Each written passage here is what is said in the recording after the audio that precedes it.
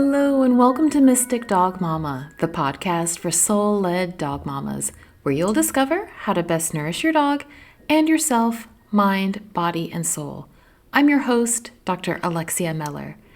Thank you for joining me today. I hope you had a wonderful holiday season and ending of 2024, and that this new year is off to a wonderful, expansive start. You are in for a treat because in this episode, I am speaking with one of my favorite people to chat all things dog with, canine herbalist Rita Hogan. This is the second episode that Rita and I have recorded together, and if you haven't listened to our first one, I highly recommend you take a listen to it. I'll leave a link in the show notes so that you can check it out. But in that first episode, Rita introduces the concept of energetics and how she approaches energetics using food therapy and Western herbs that you're likely to have access to. She spoke at length about the warm-cool spectrum, which is perhaps the primary concept that's helpful to understanding your dog's energetics and how to support their health by balancing it. Today, we build upon that understanding to talk about another spectrum, which is dryness and dampness. So your dog is an ecosystem, and health comes from keeping that ecosystem in harmony and balance, knowing that it's constantly changing. In our conversation around dryness and dampness, Rita talks about why moisture is perhaps the most important thing that we need to consider when we're looking at health, and what we can do from a food and herbal therapy perspective to ensure our dogs maintain a moisture balance. Rita shares with us how moisture, which is not just water, impacts everything, including nutrient absorption, toxin elimination, hormones, and even behavior and emotions like anxiety. Like any conversation Rita has, this one is packed with nuggets, wisdom, and insights you'll want to write down, so grab your pen and paper. Here are just a few things that we cover: the symptoms of dryness and symptoms of dampness, and how to identify where your dog falls on the spectrum. Helpful tips on handling moisture in your dog's food, whether you're feeding fresh, kibble, or freeze-dried.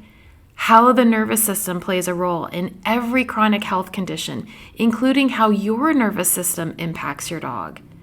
Why an imbalance in fats can create problems with the nervous system, and why the sourcing of your dog's food is so important for this. How to keep fluids circulating in your dog's body, how herbs can add or remove moisture from the body, and some of the most common herbs that you can find. How to consider things like fermented foods, how herbs can be used to support our dogs who struggle with fear, anxiety, reactivity, and aggression. And Rita introduces her brand new book, The Herbal Dog, which comes out in the US on the 4th of February, but you can pre-order it. You are going to take so much away from this episode, and I can't wait to hear what your personal takeaways are. So remember to message me with them on Instagram at Mystic Dog Mama, leave a comment, or contact me on my website, mysticdogmama.com, to let me know. Okay, before we dive in, just a quick note that this episode is sponsored by Aspirationary, which in full transparency is another project of mine where we create books, notebooks, and stationery to support you in becoming all you aspire to be. I'm really excited to announce that we have released a Spanish language version of our popular My First Period tracker for young girls and tweens in order to increase menstrual literacy and empower young people to become advocates for their menstrual health. You can learn more about our books on Instagram at Aspirationary, spelled Aspirationery. Okay, on that note, let's go. Rita Hogan, one of my favorite people to talk to. Thank you so much for being on the Mystic Dog Mama podcast with me today. You are so welcome. I'm so excited to be here. Oh, the pleasure is all mine. You have been on the podcast before, and I'm going to point people who haven't listened to your episode back to that episode because I think they really would benefit from hearing your whole approach to energetics. And in that particular episode, we were looking at the issue of how do you identify your dog as being a warm dog or a cool dog, and how do you support health from that perspective. But today we're going to dive into dryness and dampness when we're looking at energetics for our dogs. I'm excited to talk about it for sure. I am too. But I wondered, for those who haven't listened to the previous episode, who are not, or who may not be familiar with, when you're saying energetics, what do you in particular meaning by it? Would you mind giving like a slight overview for your take on energetics? Yeah, so when I'm a like a Western herbalist, so I deal with plants that are kind of right out your front door. Okay, so it's not Western medicine, it's more Western hemisphere or that kind of thing. So like the Western part of the world, these plants are predominantly found in. Um, and for me, I go by a system of warm, cool, damp, dry, and then we have another layer of being too tense or too relaxed in the tissues. So the actual tissues that your dog's body is made up of, and their inner terrain. Okay, so we'll turn them inside out, and also it expresses on the outside of their bodies as well, on their skin. Um, so warm and cool, like if you were to get anything, right? Just I can't deal with it. I just want one concept. Warm and cool can change your dog's life. So when your dog it's a spectrum, and it's always a spectrum, and it's at 100%, nothing is. But it's a guide. So it's a guide to a spectrum of how warm or how cool your dog is, ending up in, very hot and deep cold. And being too hot or too cold are disease states. You really start to see major comorbidities, major problems coming up in your dog when they get to those points. And we really need to either warm them up at their core or cool them down. And when you get that, miracles start happening. You start working with your dog as an ecosystem. You start to be able to balance that because you can't keep it in stasis.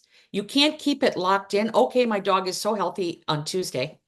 I'm going to keep them here. They're going to start to fluctuate down that spectrum, up and down the spectrum. So you kind of just want to put like parameters in place where you can just, if they're getting too warm, you cool them down. If they're getting too cool, you warm them up. And most dogs are born either leaning towards cool to cold, or leaning towards getting too warm to hot.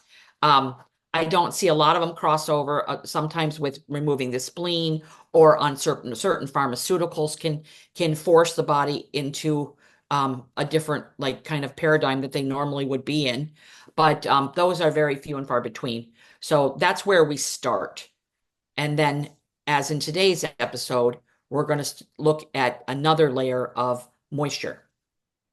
Oh, that's super helpful because I think that, like you said, if that's the first thing, or if that's the only thing you start to work with is warm and cool, that will make a huge difference, huge difference. But then when we add in this other layer, I think it becomes really helpful when we're looking at conditions that are, for example, like a damp heat. And how do you start to address that?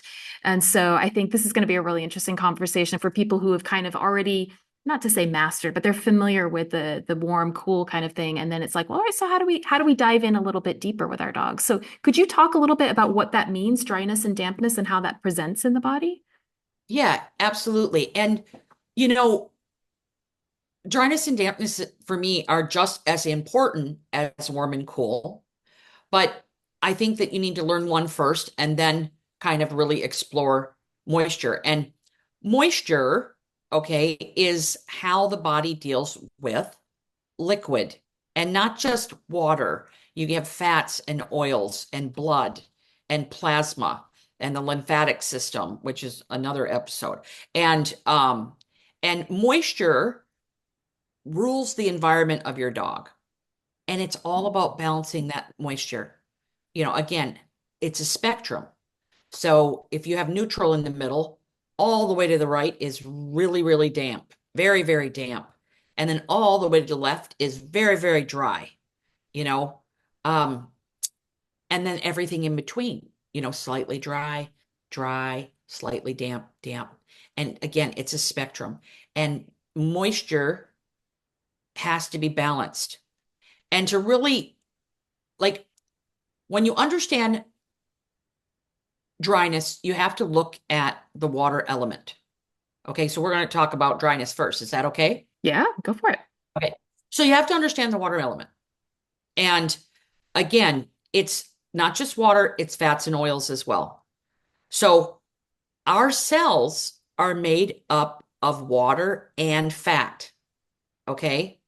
Water and fat. And moisture permeates every single cell in your dog's body and in your body.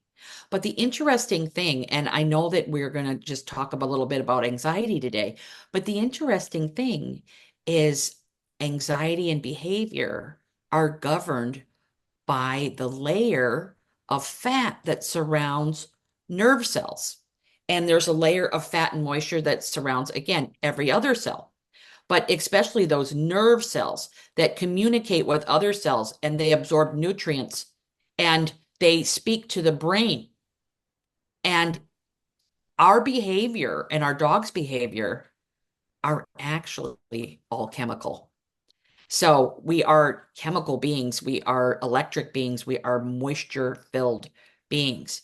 And so this is a really important thing to understand because without proper nutrient absorption, which you cannot get when you are too damp or too dry.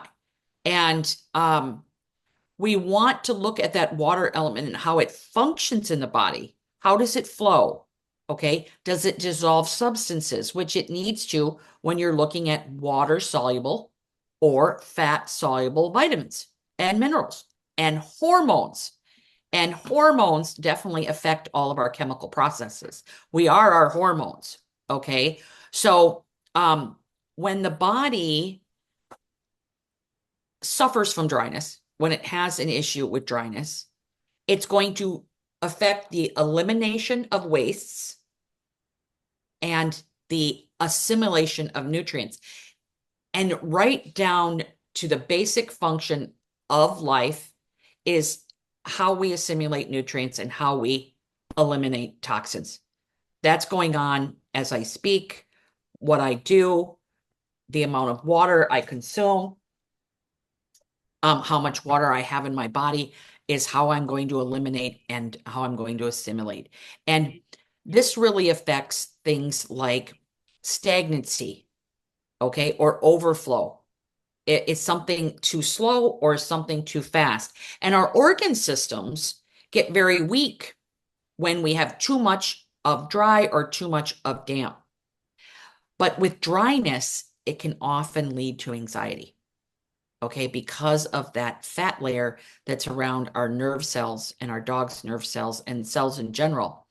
Um, so it kind of goes hand in hand. And um, how we correct it is it begins with diet. So everything for me, like diet is so important. And if you have a dry dog, then you need to add more moisture and you need to make sure they're getting a good level of fat. And if you have a damp dog, which we'll talk about in a minute, then we do other things. We dry up the damp. Okay. But like with dryness, look at hydration, look at moisture right off the bat. How much dry foods is your dog consuming if they're too dry? Are they eating kibble, which is extremely dry and soaks up a ton of moisture in the body? Or are they eating freeze-dried food, which is very popular, healthy, freeze-dried raw food? But are you feeding it dry? Are you moisturizing and hydrating that food because it's had all the moisture sucked out for convenience and for shipping weight? But if we want to go back to the fact that it's a convenient product, okay? It's convenient at what expense? Moisture. So we have to add that moisture back in, and that could be soaking it for 1 to 2 days in the refrigerator, okay? To get that moisture back into that food or make sure that you're feeding it with enough moisture so that it's not going to rob. And here comes the dryness for anxiety. It's not going to rob moisture from the kidneys. And that's where it's going to come from the lungs, which is going to affect how much your dog poops, the elimination of waste, or it's going to rob it from the kidneys, okay, which is going to affect how well the kidneys eliminate waste, also how well the moisture, because the kidneys provide moisture to your body. They regulate moisture. They're going to regulate those nerve cells with moisture, and it can lead again to anxiety. Okay. So, basic, we're dealing with lack of moisture, insufficient water, and insufficient fats. And I'm not just talking about, well, my dog has access to a water bowl and he drinks a good amount of water. That's good. But is it getting absorbed and where is it going? And we're not dealing with just water. Um, so we're dealing with healthy fats as well. And um, snacks. Are we feeding dehydrated snacks to a dry dog? Are we feeding um, just foods that cause dryness? Okay. There's energetics of foods that might be a little more drying. Okay. So, like for instance, goat. Goat is a drying meat, whereas pork is a dampening meat. Okay, so there's lots of things to look at. But how do you know if your dog is dry? Okay. Um, Dryness is pretty sneaky because it can be caused by dampness, but that's a little more on um the advanced side. So if you think your dog is dry, I would test that out first. So some of the things that cause anxiety is that cause dry that is a product or a symptom of dryness is anxiety.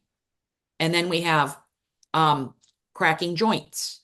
Of course, dry skin, dandruff, dry elbows and paw pads and dry nose, and that can come from pharmaceuticals as well. Okay, so if your dog's on pharmaceuticals, their nose may be dry and has nothing to do with them being too internally dry. It's one of the side effects. But pharmaceuticals can cause dryness, that they can also cause dampness. And then, dry nails. Do they easily crack? Does your dog poop once a day or maybe every other day? That's dryness. Constipation is a big symptom of dryness. No coating on their tongue. When they stick their tongue out, it looks dry. A lot of endocrine conditions can come from dryness. Um, Being excessively hot or excessively cold. Um, Usually excessive heat can come with dryness more than any type of cold. Usually you'll have like excessive cold can also be dampness, but like excessive heat, excessive thirst, drinking way too much water can be dryness. I'm just thinking of other things. Prone to nervousness, restlessness, nutrient deficiency, a rough coat, stiffness in the joints, undigested food in the stool. And I think, being kind of wired and tired, or just weakness and exhaustion in general. Mm. So, I mean, that's like your basic dry. Then we have that excessive dryness, which I don't know if you want to cover today since we have a limited amount of time, but like that's just kind of an introduction to like too much dry. No, that's perfect. And that's really helpful too to start putting the pieces together because I think that you've mentioned before in the previous podcast when like how do you start to identify your dog? And I think one of the great takeaways for me was that you start to observe them over a period of time. So all of these symptoms can appear related to other things too, but if you start to see a pattern, and I Mm-hmm. think that's the thing when you're kind of mapping it out. So I think one of the kind of keys for people is put on a different lens when you're looking at your dog. And like, so they might be excessively drinking one day, but that could be in relation to what is another question. So maybe it's super hot outside. And so they're really drinking a lot that day. But if that's a pattern that you start to notice, and that goes into the winter too, those kinds of things, you can start to put the puzzle pieces together. But it was interesting too that you bring up about anxiety. And I'm excited to talk about that after we go through this, because in my research into kidney disease, that's a huge interest of mine because Lucky presented with kidney disease. One of the things that I came across is how kidney disease can actually be brought on by chronic low grade dehydration. So, not even serious dehydration, but just kind of that constant, slightly dehydrated state for a long period of time can bring Yes. that on. So paying attention to those kinds of things, like can be a really helpful indicator of what's going on in your dog's body and how, to your point too, when we're talking about kind of chronic illnesses, when we push the body into disease state, if we're keeping the body at a kind of chronically low grade dehydrated state, that's when we push it into something like chronic kidney disease developing or a more severe dryness. Yeah, and most dogs that have severe or even generalized anxiety or fear, easily jumpy, reactive to noise, things like that, have some type of kidney imbalance because, and we can just talk about this right now. I mean, I think, while we're kind of talking about it, like I said before, the nervous system is always a component of every illness and condition. The emotional aspects of the nervous system, there's an emotional component for everything. And usually with dogs, it's our emotional component. It's actually not theirs, it's us. I would just let's do an 80-20. It's 80% us, 20% them. But it's a nervous system component. We're affecting their nervous system. And when you're working with chronic imbalances and chronic disease, there's always a nervous system component. And the myelin sheath, which is this like insulated layer that goes around the nerves, it's composed, I definitely would say, primarily of fats, of lipids.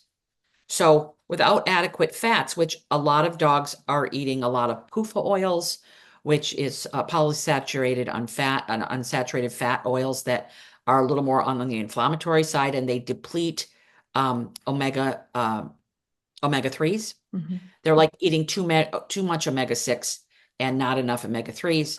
And that can be a problem. So without adequate fats in general, if there is excessive dryness there, the nervous system can't work correctly. And the body, your dog's body, can get exhausted. And that's where you start observing your dog, seeing the patterns, because energetics is all about consistency. It's not about that one-off day. It's all about consistent behavior, consistent issues. Okay. And these types of dogs are unable to recover from exercise. They're unable to recover from stress. And if there's continued stress, usually provided by yours truly, right? Because we are a stressed out bunch right now. If there is a consistent like influx of stress, then your dog is going to smell you, and you are going to smell like cortisol and adrenaline. Okay. And then they're like, what's the matter? What's wrong? What's wrong? Because they're in tune with you. Like, what's happening? You smell weird. What's going on? Can I help? Can I help? Should I worry? Should I worry? Okay, maybe I'll take this on for you. And which dogs are really good at doing. And that leads to adrenal exhaustion. It leads to their own excessive adrenaline. And then that in turn affects the kidneys and also the immune system. It brings down the immune system and it dries out your dog's mucous membranes. And where are those mucous membranes found? In some key parts of the body, which are the digestive tract, the lungs, and the kidneys, especially the urinary tract. So if the gut is dry, like if you go back and look at those organs, if the gut is dry, then you have inflammation in the gut. You don't have enough nutrient absorption.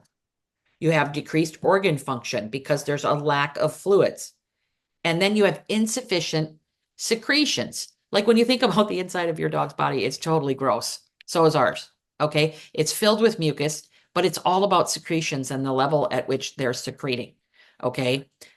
We have all these little things that are like, well, if you've ever walked on a beach and you've seen those little bubbles and those little water things that are shooting up, right? Nature is all about secretion. And our bodies mimic nature, and we need healthy secretions. And people don't talk enough about secretions. Like if it's too dry, we're going to have a problem. And when digestion declines, we have again poor elimination and a poor assimilation. And then the body will move through different levels of dryness until we have this thing called atrophy that settles in. And we do not want atrophy. It's what's called extreme dryness. Okay. And that's really prevalent in geriatric dogs, right? Mhm.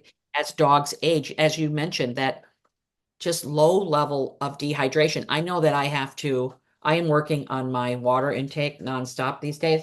Um, because I forget to drink water. I get busy and I forget, and so I have to remind myself. And so, when you're 53 like I am, you might get hot flashes. And a lot of times hot flashes are from low circulating fluids. And our fluids and your dog's fluids, those are the things that cool your dog's body down. So if you have a dog that's hot and dry, most likely they have low circulating fluids. And when fluids aren't circulating, your dog's inner terrain, their tissues aren't being fed. And then things start to slow down. And then that leads to dry atrophy, which is what's called a tissue state. It's poor circulation, it's low mucus. And the mucus, even though here in America, people are trained to not like mucus, they know the medicine's called like Mucinex and no mucus and little evil cartoons of mucus. But mucus, with no mucus, we'd all be dead. So we love mucus. It's again, mucus is a fluid and we need a balance because mucus helps protect your dog against infection. And it's critical to digestive health. It governs the release of digestive enzymes, which is critical to the assimilation of nutrients and avoiding the dreaded allergy symptoms. Okay, because we want our dog's proteins to break down into amino acids and not cross that barrier in the gut in the small intestine that gets things that should not be there, unbroken down proteins in the bloodstream, and then we have food sensitivities. So, yeah, moisture is almost just as important as warm and cool, Yeah, absolutely. you Well, know? in the nutrition space, we say like it's the number one nutrient that you need to think of first, beyond thinking before you're thinking about which proteins to feed. It's moisture. It's moisture. And the good thing about plants, like, you can work on feeding more healthy essential fatty acids. One of the best ways to have good essential fatty acid levels in our dogs is to pay attention to the sourcing of your dog's food because animals that are eating a appropriate species appropriate diet and only fed a species appropriate diet, which that's very hard to find in birds. If you're feeding birds, that's a hard one to find. All bird, like any type of bird, unless it's a wild bird. So like if it's a pigeon and it's caught wild, not bred in captivity, okay? If it's caught wild and you're feeding it, you should be fine. But like birds are really hard because turkeys and chickens are not fed a species appropriate diet. They're fed a lot of grains and things like that that they would not eat in the wild. Wild turkeys are very healthy, but turkeys bred in captivity, it can be really hard for a good level of omega-3s versus omega-6. But like cows and things that graze, like animals that graze on grass, if they're allowed to graze on grass and they're finished that way, that means that they haven't eaten nothing but their species appropriate diet.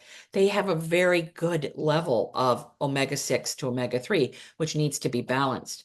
And that's a really good way to have good omega-6, omega-3 fats in Mhm. your body. But if you're feeding birds, you'll have to supplement that.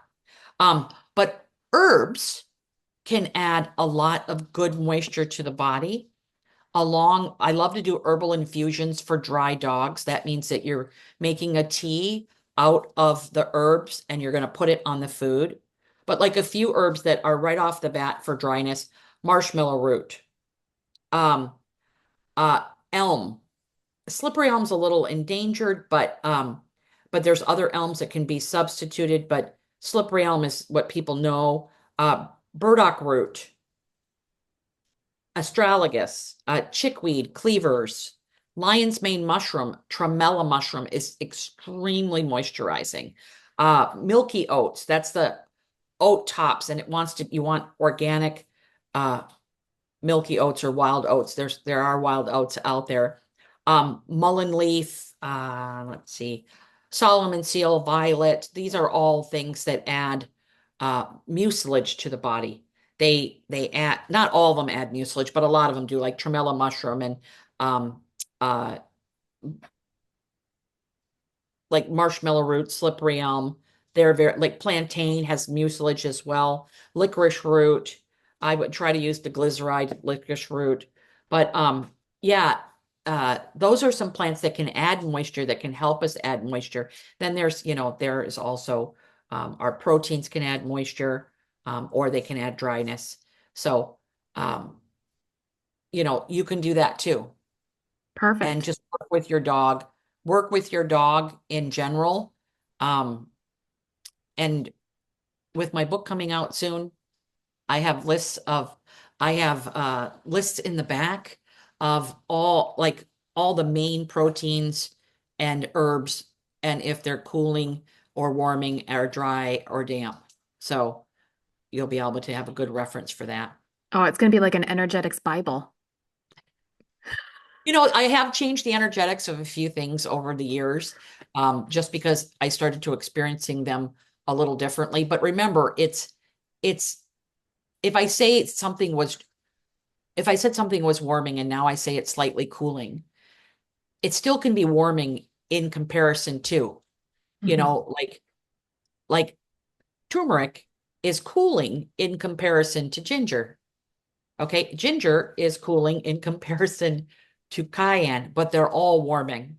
Right. You get what I'm saying? So I Yeah. have made some adjustments. I try to update it like every 2 years, but they're not going to be drastic adjustments. They're just going to be a little bit adjusted. It's not anything to go, oh.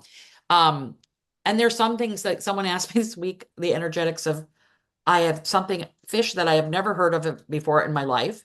It was in Singapore. I'm like, I have no idea what that is. I don't know the energetics of that. I could take a guess, but I don't know. Um, but yeah, I mean, and remember, it's consistency. Mhm. So, like, what are we consistently giving our dogs? Is it contributing to how dry or damp our dogs and our cats are? So it's an Right. interesting thing. It is. And would you say as well, so when we were talking in the previous episode of like the warming and cooling, we were looking at and how you were saying about if you're looking like at an herbal formula, for example, you want to look at like, is it net warming? Is it net cooling to kind of understand you're going to have a mixture of things in there.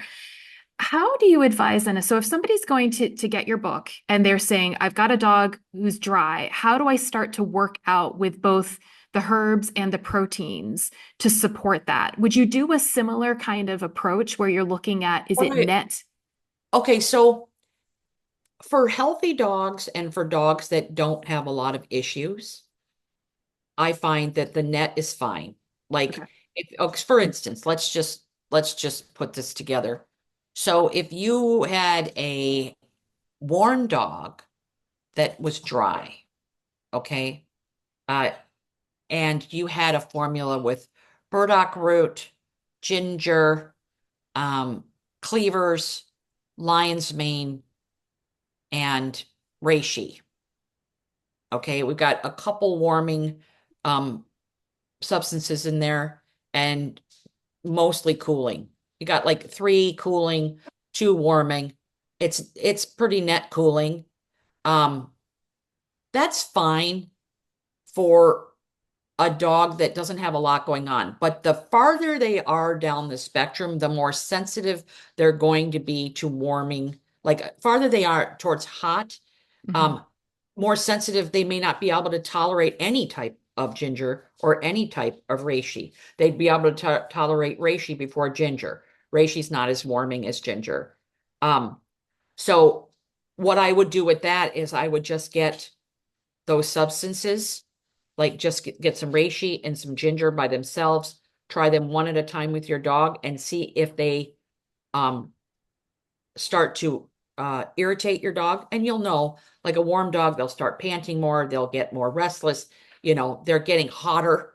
Um, and if they don't, and usually the more sensitive they are, the quicker it'll happen. Mhm. So I would give it like 2 weeks. And if nothing goes on, they most likely can be just fine with that formula. Um, or you want to cool it down even more.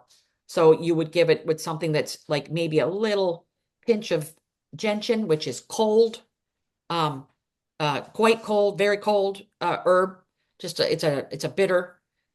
It's extremely like it's extremely cold. So you might want to put a little more cooling or find something else that's a little more cooling, and try to cool it down even more.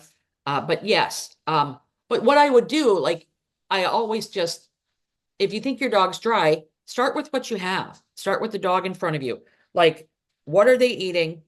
Look the stuff up. Oh, all three of my proteins are drying, but that's the only proteins I can get.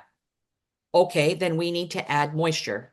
We need to add herbs that provide moisture. We need to add maybe some like tremella mushroom is just fantastic. I get that at Real Mushrooms. They have a great tremella, like a powder. It's fantastic. Marshmallow root infusions that are left overnight in a cold infusion, which I deal with in my book. Um, Add a lot of moisture. So we want to add moisture to that food. It doesn't mean they can't eat that food, but we have to make sure that your dog is getting enough essential fats and moisture to make up for the dryness in the food. Oh, that's super helpful. That's super helpful. So we're balancing it. I love that. I love Yes. that. So then Yeah. if we've got a damp dog, what does that look like? What might you notice? So damp is on the other side of the spectrum, but it's still a balance of moisture. It's too much water. And if you think of a pool, like an above ground pool, not in the ground, but above ground pool that's sitting up on like poles and it's got a liner, okay? Picture too much water in that pool and the liner is going to start leaking, right? And if you still keep putting water in that, it's going to overflow. And then picture it going in your yard, but your yard doesn't have very good drainage. Then it can start to stagnate and get gooey and gross. So it has like, and that's what you're very damp. Okay, you got damp to very damp. And regular, just a little bit of damp, dry, like kind of in between there is healthy. It's fine. But Mhm. it's when it gets too much, when it starts slowing down the body and overflowing or stagnating. Too much water, especially slow water, it has a cascading effect. It affects the entire dog as an ecosystem, and your dog is an ecosystem, and you just want to make sure that that ecosystem is continually balanced. And dampness really messes with the liver and the lymphatics. Those are the biggest things that it messes with. And dryness also messes with the lymphatics as well. And the lymphatics clean the body. They are, if you have a swamp, the lymphatics, or let's say if you have a flood, your lymphatics are the sump pump. Mm. Okay, so you really want to make sure that you are trying to balance things out.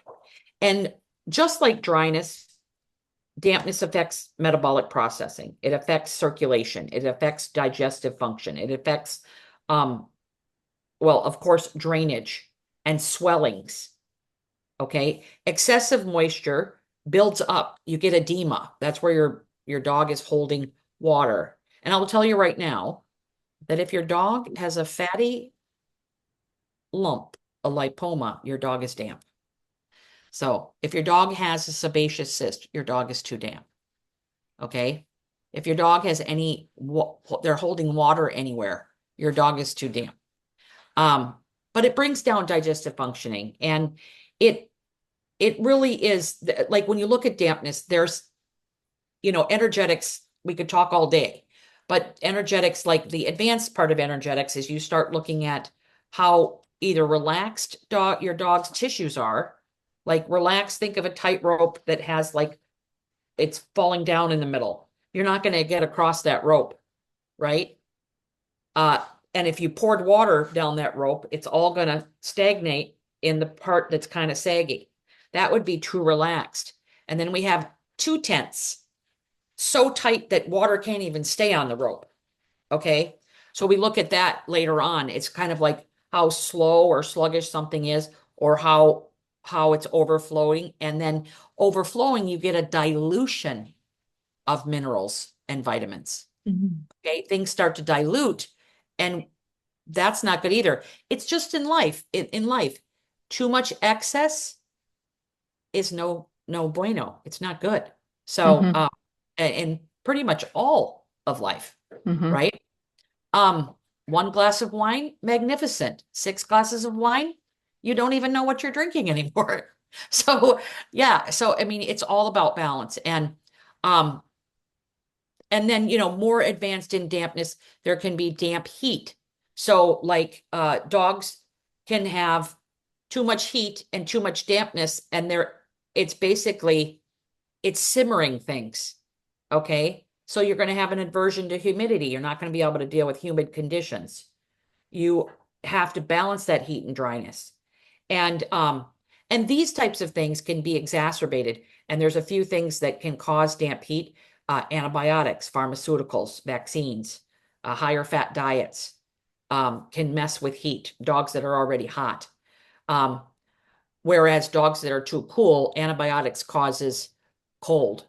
It causes cold conditions in the body, and so can pharmaceuticals and different vaccines. But in heat, you see a little different. You see more dampness when you're too hot.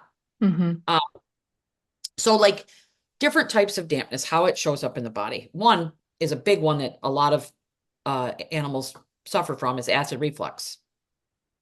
Um, and for dryness and dampness, you can have allergies and sensitivities. For dryness and dampness, you can have arthritis. So you want to like how many of these things does your dog have? And we'll tell you more if they're leaning towards dampness or dryness. Cloudy urine, um, diarrhea, or alternating diarrhea with constipation. So you can have constipation too, but you usually have alternating diarrhea with constipation. Difficulty digesting fats. A lot of dogs have that. Dogs with pancreatitis, ear infections, damp kidneys, excessive mucus, eczema, um, dogs that have lots and lots of eye drainage. Fungal infections are a huge one. Yeast infections, yeast overgrowth, hot spots, dampness, um, heat with damp, hypothyroid. Mhm. Okay. Um, uh, you can also have cool and damp hypothyroid. Dampness is definitely a hypothyroid, where dryness is a hyperthyroid. Um, Leaky anal glands, that's an obvious one. Leaky gut can be dryness, but it's mostly dampness. Um, Lipomas, just flat out dampness. Uh, Mucus in stool it can be temporary dampness, but usually dogs that are severely damp will have a lot of mucus in the stool. Panting when it just gets slightly warm out or slightly humid. Um, I did say sebaceous cysts. Um, that's about it. I was gonna say You that's the know, most common things it sounds like. yeah. Yeah. Uh-huh. And so from a herbal perspective then, how do you want to think about drying out that, especially because it's that catch 22 when you want to make sure your dog is adequately moisturized. So trying to find that nice sweet spot where you're Yeah. you're bringing it So you back want into. to again, yeah, absolutely. You do want to find the sweet spot. And so like looking again at what you're feeding, what you're doing. Okay. So when you're looking to address dampness, you want to figure out if your dog is warm or cool. Okay. Don't try to address the dampness until you figure that one out. That one's really important. Um, so like I just like to, turmeric, drying, warming, rose hips, drying, cooling. Okay. So rose hips, organic rose hips are like the cooling version of turmeric. For me. Uh, then you have like, are you feeding raw milks? I love raw milk. I talk about it in my book a lot. Slightly dampening. You only, how much of it are you giving?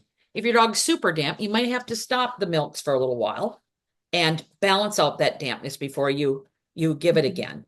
Um, but like I always like to look at dairy. How much dairy is your dog consuming? And if your dog is consuming any dairy, make sure that it's raw dairy. Okay. Make sure that it's raw dairy. Fermented dairy is good, but it's also warming. So your hot dog may not be able to tolerate it.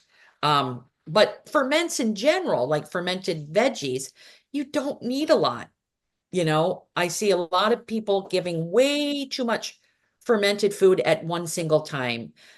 For my pug, the amount of ferment my pug would need, I would say a 16th to an eighth of a teaspoon a day. It's really tiny, where sometimes I'm seeing this big dollop of ferments, sauerkraut. I can't imagine the gas, but sauerkraut in a dog's bowl that is just not size appropriate. So, but herbs and mushrooms that add a nice drying effect to the body. Um, Ashwagandha, warming. Ashwagandha is warming, along with Angelica. Angelica is not really well known in the dog world, but it is nice. I do cover it in my book. I like it. Ashwagandha is lovely. Uh, Cayenne, little tiny itsy bitsy pinch. You know, um, it's very warming, hot. It helps with circulation. Mm. Chaga mushroom is drying. Chamomile is drying. Dandelion root is cooling and drying. It's very drying. It's nice and cooling. It's lovely for dampness. For dogs that are hot and damp, it's the perfect little beauty out in your yard. I mean, it's free. Um, see, elecampane is warming, especially with dampness in the lungs. And this time of year, we're in the lung season right now. A ginger, so plentiful, lovely. Fennel, warming. Gotu kola is cooling. It's lovely. It's great. It helps with connective tissues when they're too relaxed. Hawthorn. Hawthorn berry is warming and slightly drying. Hawthorn leaf and flower, warming, or sorry, cooling, slightly drying. Juniper berry, warming, very drying. Nettle, slightly drying, slightly neutral. It goes both ways. It's a lovely, lovely plant. Um, Poria mushroom is drying. Red root is drying. Reishi is drying. Rose and rose hips are drying. So many herbs are drying. Just to put that out there. There's not a ton of dampening herbs, but there's a ton of drying herbs. And I will tell you right now that damp is much, much, much, much more prevalent than dry. Okay. It just is because of all our lifestyles.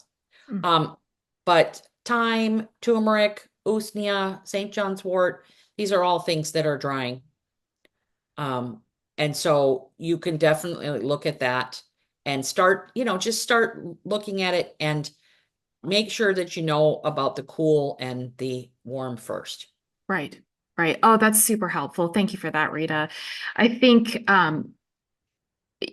I think you're right. If you can start with the warming and the cooling and really understand that, then the dry and the damp becomes easier to understand as well, and easier to understand in relation to, because I think that's a big thing for listeners to take away. As we're listening to this conversation, that it is in relation to, right? It's in relation to your dog. Is this herb cooling in relation to another one? And it's all about finding that kind of balance and what works for your particular dog, because not everything is going to work for your dog. So finding their sweet spot. Yes, Yeah. absolutely. Yeah. 100%. Perfect. I wanted to just circle back really quickly for a little bit more clarity for listeners who are looking for some support around the issues around reactivity and how we can, and anxiety, how we can actually support with some herbs. So you started off by saying like we need to look at these systems, and again, looking at your dog as an ecosystem. And so how do we look at supporting the kidney and the kidney system and appropriate fats? Are they, so looking at the diet, are we supporting the, are we adequately supporting the diet with moisture? What are some other things from a herbal perspective that people might want to think about either adding in or even thinking about avoiding when it comes to dogs that struggle with anxiety and other behavioral issues? Well, one thing, I mean, where predominantly is the kind of like chink in the armor when you're dealing with the nervous system and how your dog is reacting? Are they reacting from fear or are they showing aggression? Um, what kind, like, are they being like, what kind of emotion is like predominantly there? Mhm. Because if it's fear, then you need to support your dog's kidneys. Like if a dog comes to me that's fearful, they're working with a trainer, they're having all the problems, but fear is our problem. Fear and reactivity are a problem. I don't do anything except for I support the kidneys. And the good thing about herbs is a lot of our nervous system herbs support the kidneys. You know, they do it already. And then after that, I will give stuff that are, do I need a like a nervine that's more sedative? Do I need one that's more supportive of the nervous system in general, the fight or flight response? Because the biggest thing is if you have a dog that has like what you would classify as nervous system issues, restlessness, anxiety, reactivity, aggression, fear, fear biting, fear urination, all those things that come along with that, separation anxiety, right? PTSD. These all involve the parasympathetic and sympathetic nervous systems, which also govern the what's called the vagus nerve that runs through the gut. So a lot of times you'll have gut issues as well. Okay. So we want to see how that plays out in the body. And again, it's what you said. It's uh, it's, I think, what did you say? I think you said something about balancing. Finding their sweet spot for the dog. Yes. Like, oh, no, observing.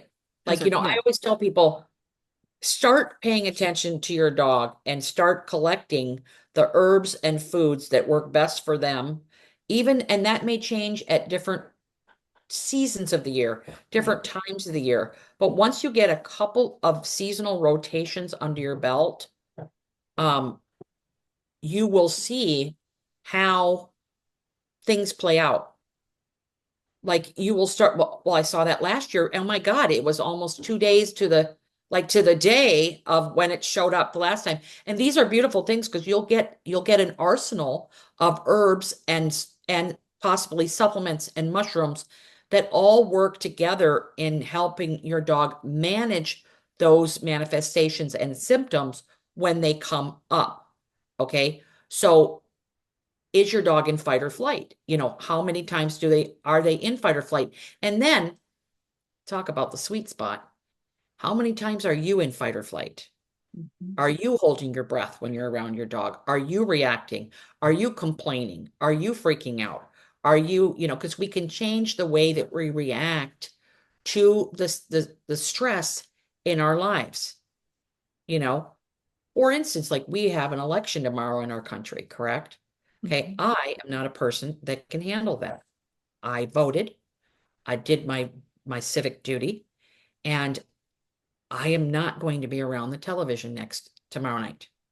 Okay. If you are someone who's stressed, but you choose to be around the television and the political, whatever you want to call it, system messes with you, you're choosing to react to that stimulus in a negative way because you already know that it bothers you and that you're going to be stressed out. Well, there's more than just people in houses tomorrow night. There are all the dogs that are watching all of these people absolutely lose their minds. And the literally, I think it's probably going to start at 4 o'clock, right? And it's going to go probably past midnight. And there's people that are going to be watching it for the whole time. Their dogs are going to be with them. And you're going to smell like cortisol. You're going to smell like adrenaline. They're going to be wondering, what is up with you? Like, what is wrong? Now they're starting to stress out. That's just an example of something, but how many times does that happen? How many times have we entered our homes when we're upset? How many times have we entered, like, how many times have we just grabbed hold of our animals when we're crying and upset? Like, these are things that we all need to look at it, because it really does, like, contribute to the anxiety that our animals have, because a lot of them don't have what it takes to shut it off. Okay. So you get that chronic barking and whining, and dogs that are wired and tired, or their eyes are dilated and they're constantly on the job. They're constantly reacting. I have a dog that every time we have people over, they just bark and yell for like 20 minutes. I don't know what to do. Okay. Um, that's a dog that can't shut it off. It takes them a really long time to go into what's called parasympathetic activity. And the really interesting things is that a lot of the dogs that have like really big issues, right, will have gut problems, will have sensitivities, will have the inability to digest food well. They'll have mucus poops. They'll have alternating constipation with diarrhea.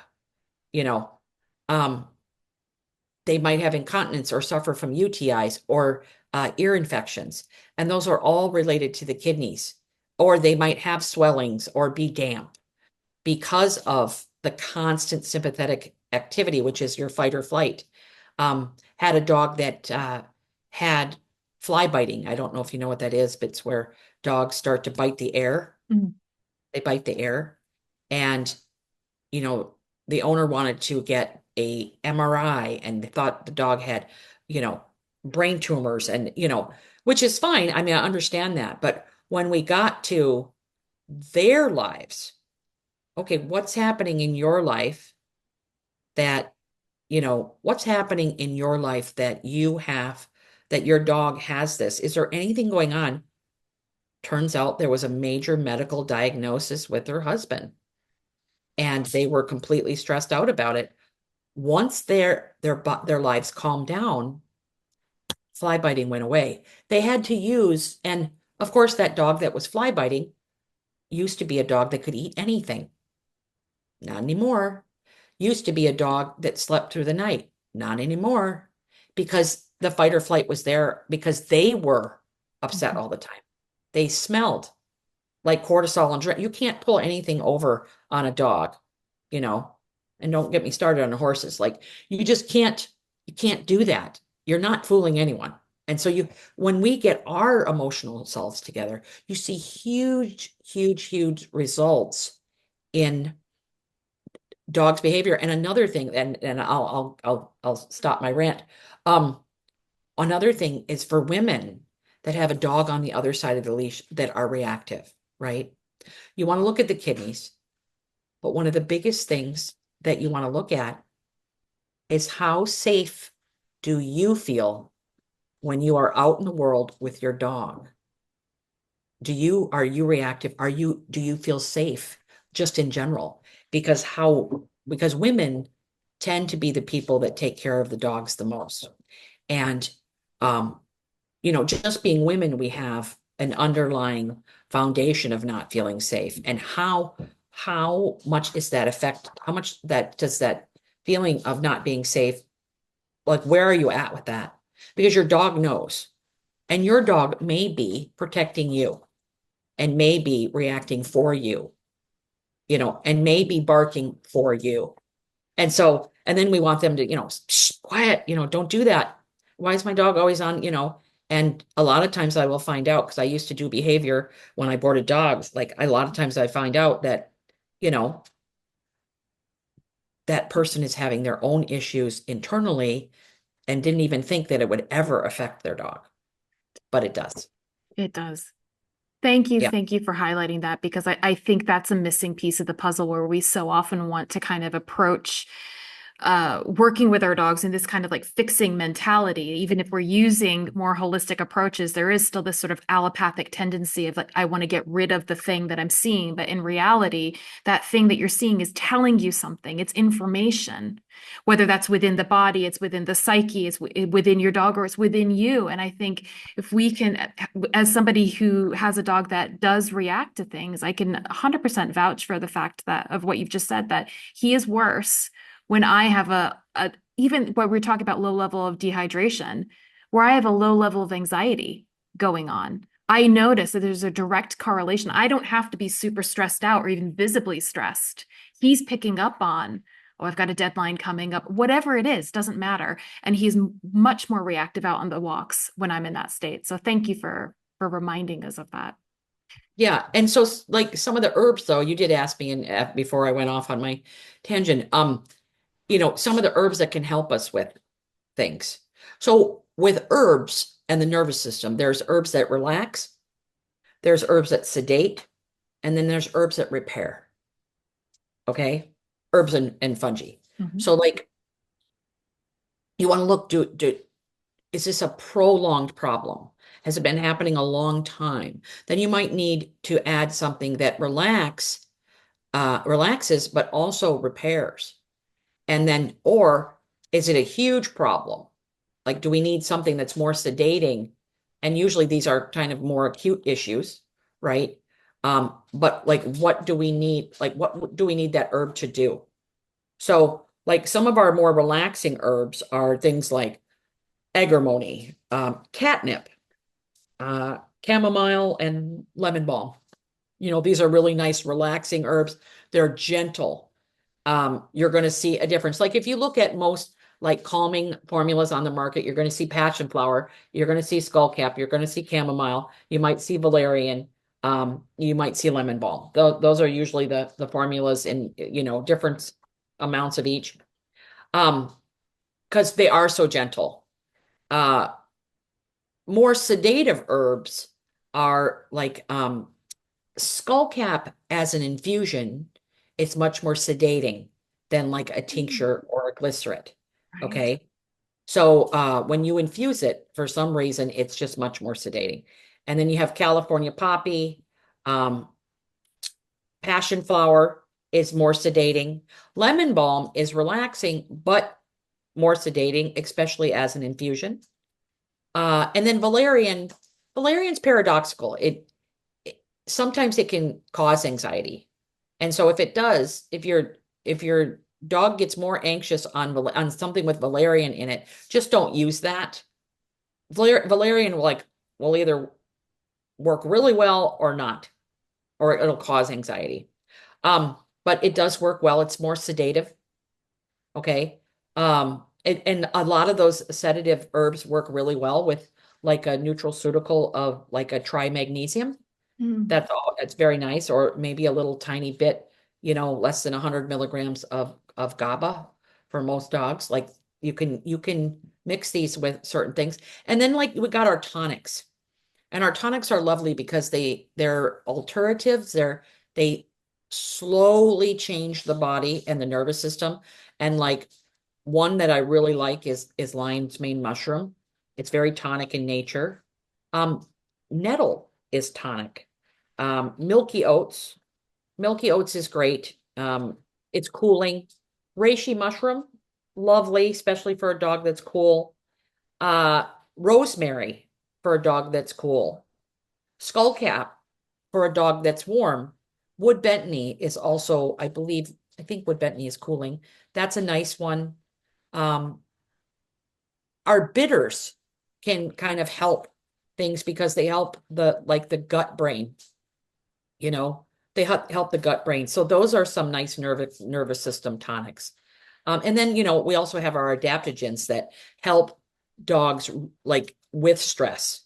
So the adaptogens like help dogs deal with stress on a more regular basis. Like linden, which is linden is very nice. Like valerian, it can have a paradoxical effect, but it's usually when dogs kind of have a crappy gut. Mm. It's the only time I see it. But like holy basil, which is warming, gotu kola, which is just a really nice, gentle like alternative and adaptogen. Um, again, the ashwagandha. Rhodiola. Now, rhodiola's nice, but it's endangered, majorly endangered, and it doesn't cultivate well. So when I love using rhodiola, but I use what's called a phytoembryonic therapy of rhodiola, which is a stem cell that allows the rhodiola plant to finish its life cycle and reproduce. So I only use rhodiola in that form because of the fact that it is endangered to go extinct. I don't use much frankincense anymore at all, because frankincense is on its way out. Those trees are they're completely endangered. I think there's a few that are in, I think, Hawaii that are not endangered, but it's going on the endangered list. So I don't tend to use frankincense anymore. But yeah, so some of our adaptogens are really nice for that. And then we have things called troporestoratives. And these are things that can restore the nervous system. And tonics are nice with that too, but like things like dandelion and gotu kola is a really nice one. Hawthorn. Hawthorn can help the nervous system and the heart. Everything comes down to heart energy anyways.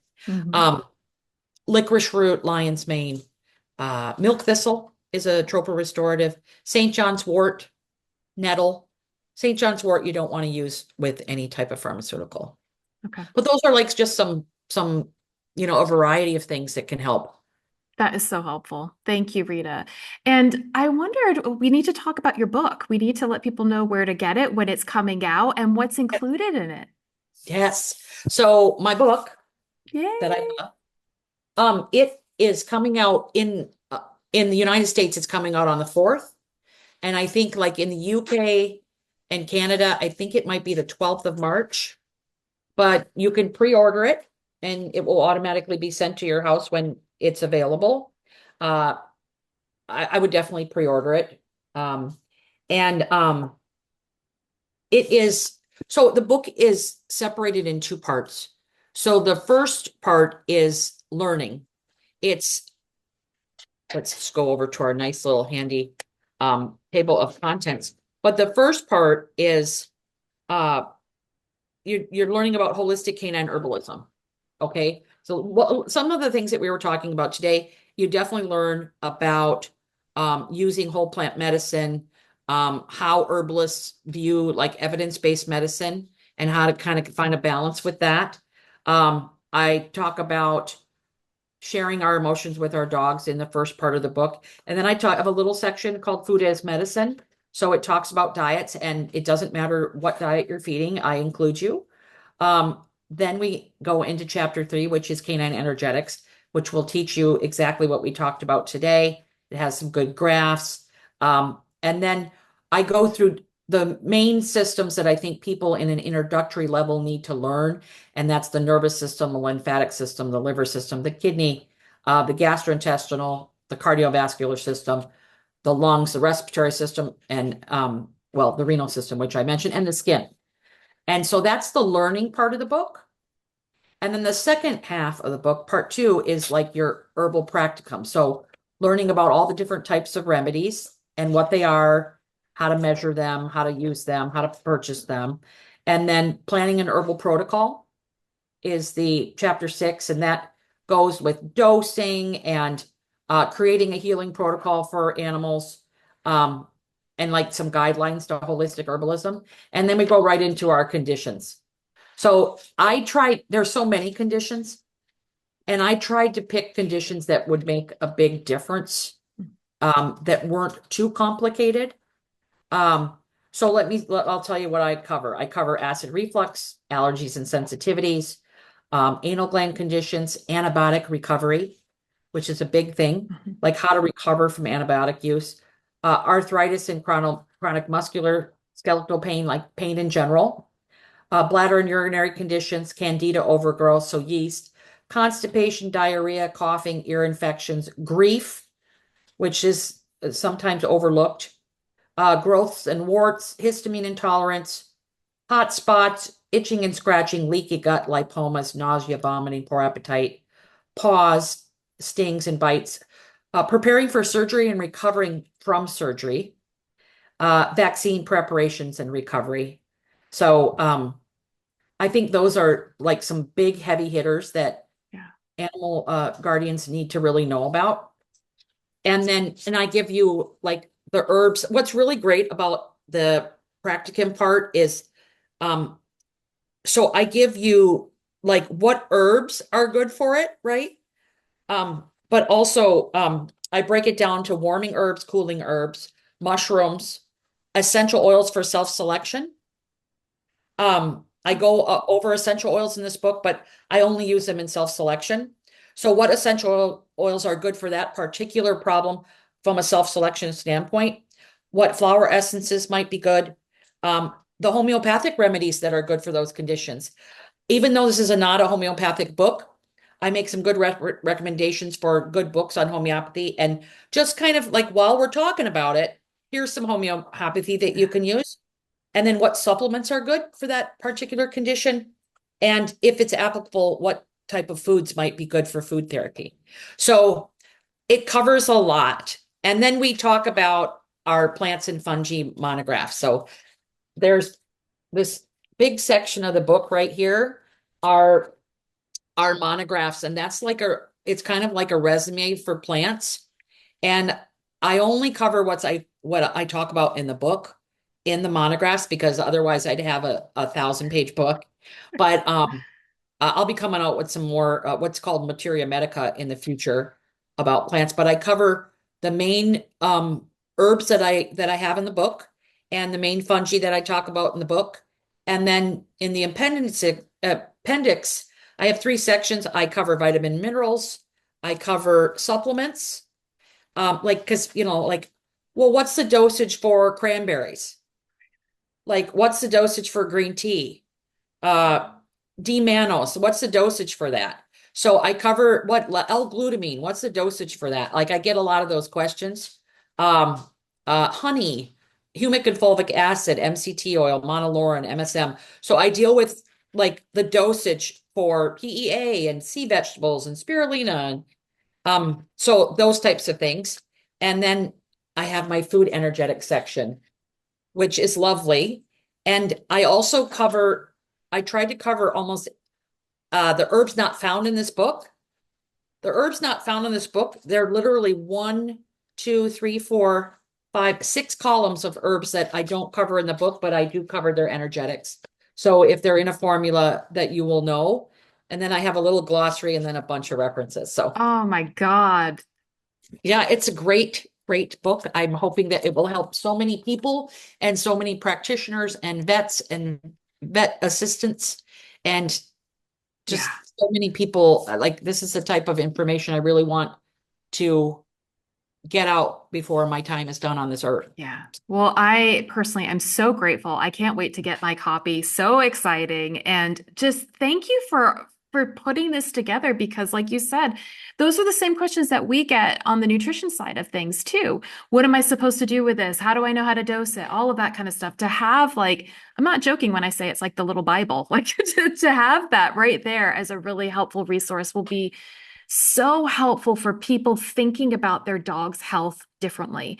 We started our conversation prior to recording about talking about different frameworks that we're approaching health. And I think what you offer from an herbalist perspective is just such a beautiful gift for people to start to think about their dogs as an ecosystem. Think about you and your dog as another ecosystem. How do you become advocates for both of your health? And the book is just a wonderful addition to, I want to point people out as well that you offer courses, you've got your podcast, there's so many other resources that you have that if people are interested in this and they want to dive deeper, get the book. And that can be your kind of your general starting point, but there are other ways that people can work with you as well. Yeah. And, people ask me, are you cover fleas in this book? I don't. I have a flea course that is, highly, because flea information is changing all the time, right? I have a course that I update on a consistent basis for that. And then I have an oral course that deals with teeth and all of those good things. Perfect. So I don't cover oral health in this book. I mention it here and there, but it's because I have these two courses that they're just so thorough that like each subject could be their own book. So the course is a better way for me to deal with that. And then I have a tick and tick-borne disease course coming out next year that people are going to love too. Oh, exciting. So where can people find the book and where can people find your courses? My courses are at canineherbalism.com. I have a store and consulting at canineherbalist.com. And my podcast is at anywhere you get your podcasts, but it can be found at canineherbalism.com. All my courses are there. My book, you can find anywhere you purchase books.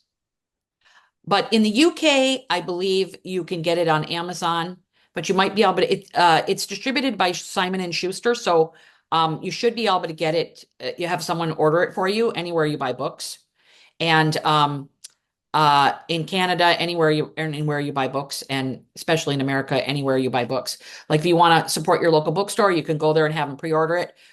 You can pre-order it on Amazon. You can go to my publisher, Inner Traditions. You can go to Barnes & Noble and all those different types and purchase the book. Perfect. I'm so excited for people to have it in their growing library of dog books. So thank you, Rita. This has been just such a gift. Thank you for your time and your wisdom and your energy today. I know this is going to help so many people. Yes, it is. I'm super excited about it. So thank you for having me. Of course. Take care. Bye-bye. Thank you so much for joining me for my conversation with canine herbalist Rita Hogan on all things dryness and dampness. Like I said, I cannot wait to hear your takeaways and aha moments. So please share them with me on Instagram at Mystic Dog Mama, in the comments, or get in touch on my website, mysticdogmama.com. To learn more about Rita's offerings, please visit her websites, canineherbalist.com, that's with a T, and canineherbalism with an M.com. Don't forget you can pre-order her book anywhere you get books, but I'm including an Amazon link in the show notes along with Rita's websites. Rita's incredible podcast, Dogs Are Individuals, is also available anywhere that you stream podcasts, so please check that out if you haven't already. If you enjoy these conversations about energetics half as much as I do, you'll want to tune in for next week's episode where I speak with veterinarian Dr. Neil Lowe and we dive into dampness as a pathogen from a traditional Chinese veterinary perspective. And I think it will really help you to pull some of these concepts together that Rita shares with us. So definitely check that one out too. And if this holistic approach to caring for your dog resonates with you and you're interested in becoming part of a new community dedicated to helping you become your dog's health advocate, Stacy Renfrey of Hozo Hounds and I are launching our Fetch membership, which is designed to teach you the same holistic framework that we use in our canine nutrition and well-being practices, so that you too can confidently take control of your dog's health journey. Comment Fetch or DM me on Instagram at Mystic Dog Mama, or send me a message on my website, mysticdogmama.com, and I'll send you some more information. Finally, if you're enjoying the podcast, I would be so grateful if you would consider liking, following, subscribing, and leaving a comment or review. Not only does it mean the world to me to connect with you and hear what you're enjoying, it also helps the algorithm to put the podcast in front of more people so that we can continue helping other pet parents who are looking for some support and growing this beautiful community. Okay, until next time.